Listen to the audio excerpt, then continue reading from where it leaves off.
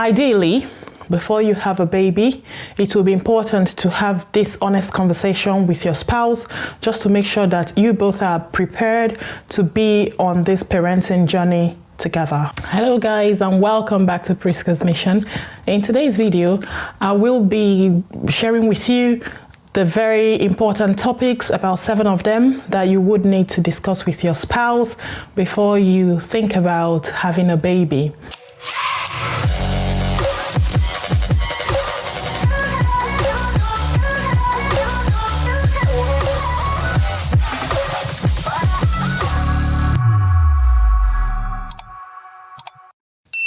So, are you getting engaged or just have been engaged? Or you are a young couple thinking about conceiving and having a baby, or you are already pregnant, awaiting the arrival of your new bundle of joy? To be on the same page, you two would have to have this honest conversation with one another, just so that there won't be resentment, there won't be frustration in the course of parenting a new baby. Sit tight and watch this video, because I believe you would benefit a 1 or 2 from it. So the first thing first is, number 1 question is, am I ready to have a child? I know most couples do have this conversation immediately they get married, or even before they get married, but I tell you, sometimes along the line, people's wants and needs changes. Yes, changes positively and changes negatively. So it is important to make sure that you both are on the same page. Perhaps one of the couple or one of the spouse may be like, yes, I want to have a child. So you need to ask, when am I ready to have that child? Or when are we ready to have that child? I'm going to be saying we, because it's about 2 individuals in this case. So you have to ask, when are we going to have a child? And also you ask yourself, if we fall pregnant before the time we planned, what are we going to do? Are we going to abort it, terminate it, keep it? And if we're keeping it, what's the way forward? So it is important that, because sometimes pregnancies are unplanned, in as much as you want to have a baby, but it may not come at exactly the time that you have planned for it to come. You might want it, yeah, you said you want it, but when sleep deprivation comes, when the baby comes, you end up resenting the baby or your spouse, or, all of these you need to ask yourself. Think about not just the good moments when the baby comes, think about the difficult times when the baby comes, because trust me, if you do not take care, you would feel at some point as if the arrival of your baby is kind of like tearing you apart from your spouse or even from your day-to-day activity. So it is important to bear this in mind and to actually have the conversation before the baby arrives. Point number 2 is, who would look after the baby? If you both are career-driven, example, your spouse is working and you two are working full-time, perhaps working not from home, from office and all of that before the arrival of the baby, it is very crucial that you discuss who will have the responsibility of dropping their career or reducing their hours to stay at home with the baby. Because whether you're going to go back to work or not, in the first instance, when the baby comes, you would have to be at home looking after your child 24/7 non-stop, So for this reason, it is important that you think about who will take the sole responsibility of looking after this child. Then, after the first phase of the baby coming, and then it's time to go back to work, you then will start to think about the real deal, which is child care. Who would look after the baby in the long term and in the short term? Are you both going to go back to work?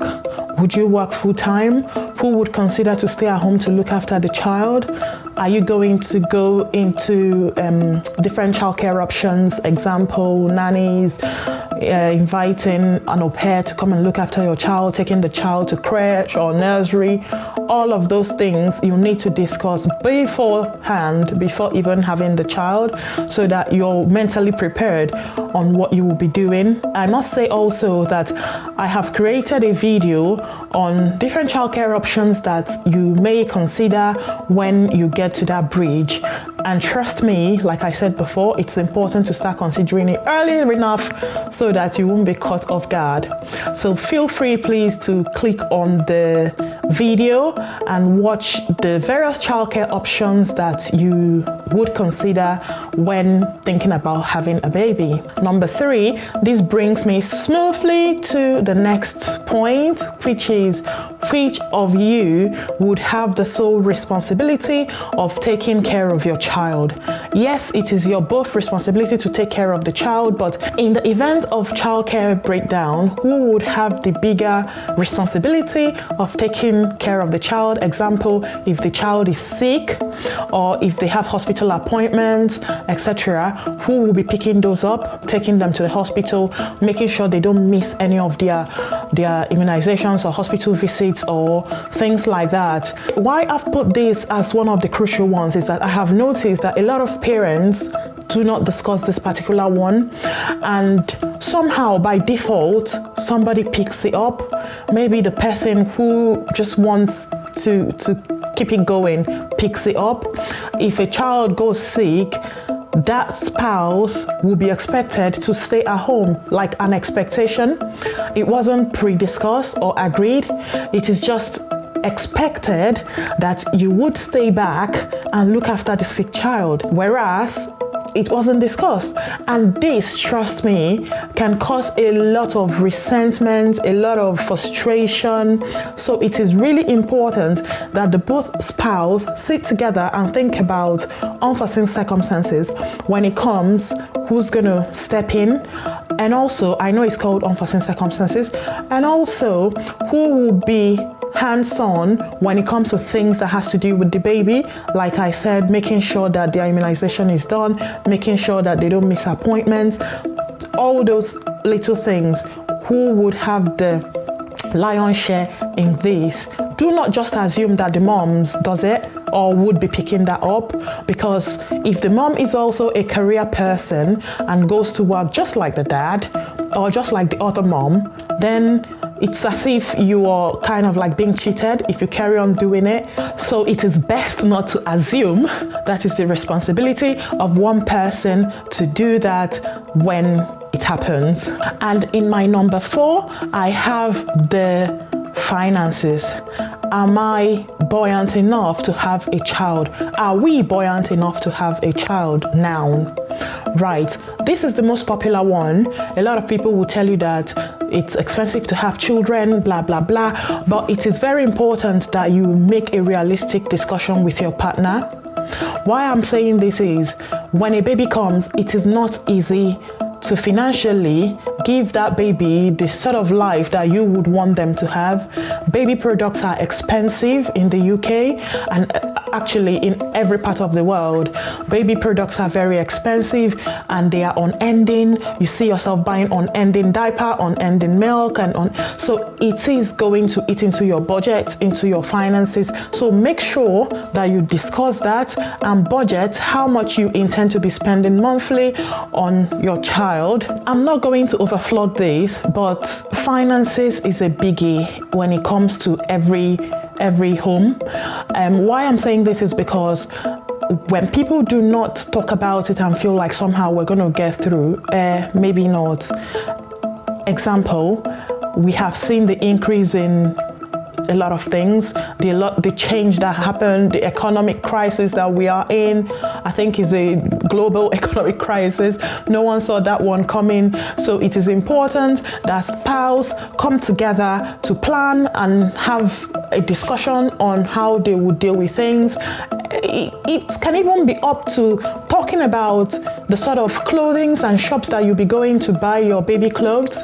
If your spouse is that person that likes their child to wear all expensive designer label kind of stuff, make sure you discuss that, because the other partner may be that one who do not mind their child wearing clothes that are secondhand or that are cheaper from a cheaper or more affordable shops, things like that. Because in future, if you do not discuss this, you may find out that one person will start to get angry and start to feel that the other party is just embezzling money, whereas that actually hasn't been discussed, and that is their lifestyle. That is the lifestyle they want to maintain and live for themselves and for their children. So it is important that you consider this and discuss it in good time. Similarly, if there are some changes that need to be made to be able to accommodate an extra person in your lives, this will be the time to talk about it, to think it through. Is it a question of you both having more drinks out and stuff like that? Maybe it might be time to crunch down on that and save some money from that in order to accommodate the new person coming. So it is very, very important. I mean, I'm not going to overflog this, like I said. I believe you understand what I'm saying, but it is important to narrow it down to get to the nitty-gritty of every detail, even if it means writing them all down. Please do, because I know that a lot of families have run into problems as a result of mismanagement of their finance, or one person believing that the other person is going over budget with things, etc. When talking about finances, it is also good to think about where the source of money is coming in from. Similarly, when you talked about childcare, if a partner is going to drop from working and become a staying-at-home mom, that means that income from that particular side has shut down. And it would mean that you will see a decrease in the household income. So it is important to also factor this in when making decision on other questions that I have mentioned previously. And in number 5, I have the ultimate, how can we make time in our relationship? I tell you, babies changes things. They change relationships. Most times they change relationships negatively, not because they want to, but because you will find out that everybody's aim, objective, and motive will be on the baby. Everyone's energy is on the baby to make sure that the baby is fine, the baby is well taken care of, and then the relationship suffers. In this case, I'm just going to say, please be realistic with yourself and your spouse. There is no point to be saying we're going to be having date night every week. That may not be possible. So it is important to discuss how you both will be rekindling your relationship as you go along. Set objectives and strategies that are attainable. Don't put things out there that is not doable, because remember, at every date night you're planning, you're going to spend money. Not just that you will be spending money, you also would need to keep the child somewhere, because a lot of places that you may want to go for a date night would not let you bring your child with you. So you will be thinking about childcare at that time. What if date nights don't work? Why not think about lunch dates? With this, if your child is in nursery or in school or somewhere, you can have that lunch date. If you are the kind of couples that love to go to the movies or something, be more realistic. You may not be able to go for movies as frequently as you would want to because of your little person, but do not worry. It may just be a good time to sit together in your lounge and make it as comfortable as ever, buy drinks and binge on some Netflix movies or series or something like that. That actually is also can serve as you going out to the cinema or a dinner date. Just try and do something. That's what I'm trying to say. An alternative to you going out there, which may be more far-fetched and unrealistic. If by all means you can afford to have dinner dates, lunch dates, all sorts, movie nights, going to the theater, etc., please do so. That is what we need to do to rekindle our relationship. Otherwise, you will find out that you're just constantly discussing about children or about your child or about this. You kind of like forget to talk about things that are intimate to you both or personal to you both, and that kind of like starts to depreciate the strength of your relationship. In other words, talk strategies. And when you talk strategies, plan and make it work. Make it a priority. As I'm talking to you, I'm talking to myself as well. Try and make it a priority to do things together with your spouse to keep your relationship blossoming. Number 6, parenting style. Right, as our faces are different, so our parenting style, and so are the families where we come from are different, and our upbringing. And sometimes people want to bring up their kids the way they were brought up in the old days. No, those times have gone. It is important also to discuss the parenting style that you both would adopt in parenting your little one when they are born, because this sort of thing can cause friction between spouse and ultimately may start to affect the child negatively. Take for instance, is your parenting style the strict parenting style and your spouse one is a bit laid back and chilled? It is good to look into that. Also, take for instance, are you that parent that when a child does something wrong and you want to discipline them, what you see as discipline, spanking the child, etc., whereas that of your partner is basically giving them time out or taking their tablet off them? These are the sort of things that you need to discuss, because if mom's doing something different and dad's doing something different and the child prefers one to the other, they may start to feel that the other partner does not love them enough. If they get away with things with dad and they don't with mom, they might start to think that, oh, mom don't like me, it's dad that loves me more.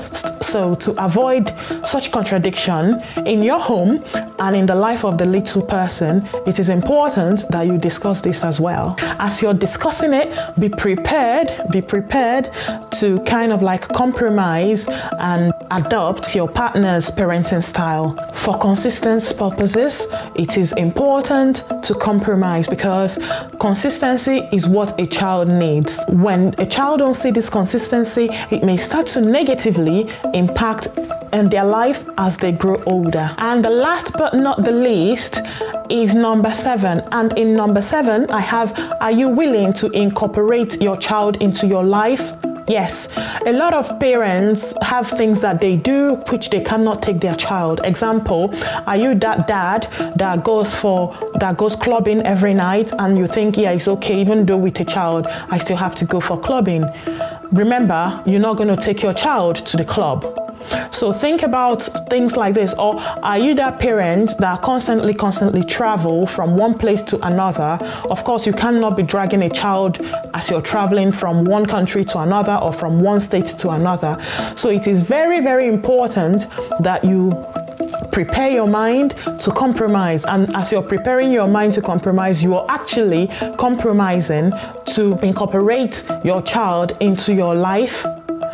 Also, are you that mom or that dad that do not want to go to children's center or play area with your child because you feel, well, dad can do it, or no, dads don't do that, it's only moms that do that? You see what I mean? So it is very, very important that you incorporate your child into the activities that you do, so that they would not feel left out. They would not lose out in having or creating memories of their childhood or anything, just as a result of you not being able to compromise and incorporate them into your life. If you're that club goer, think about it. What would you be doing with your child? Would you be taking them to the nightclub? Also, the other aspect to this is, if you go to that nightclub, what about that other partner that have sat down to look after the child? The week after, are you gonna still go to the nightclub? And the week after and the week after?